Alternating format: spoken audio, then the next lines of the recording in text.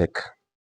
I want to track 68E KU and 68E C-band on this my 2.4 meter dish. So the first thing you have to do first, to make it easy for you, you can first of all track. If you want to track the C-band, our focus is the C-band, which has the Indian channels and some powerful and basically enabled channels, Sony and the rest.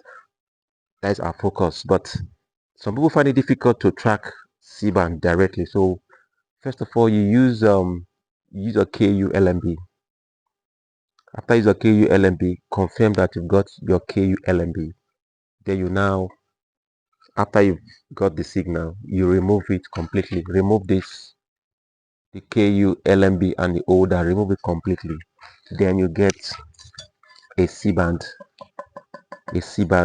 holder.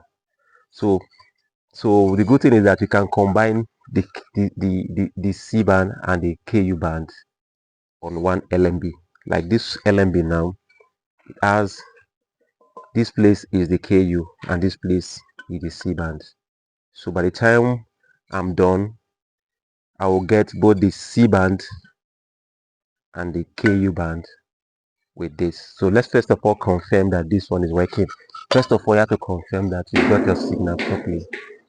Then after you've got it, we'll remove it then and adjust with the C band. So the frequency I use is 12522 vertical 30,000.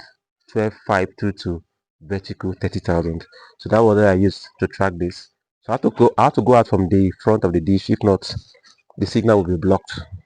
So let's see quickly what we have here.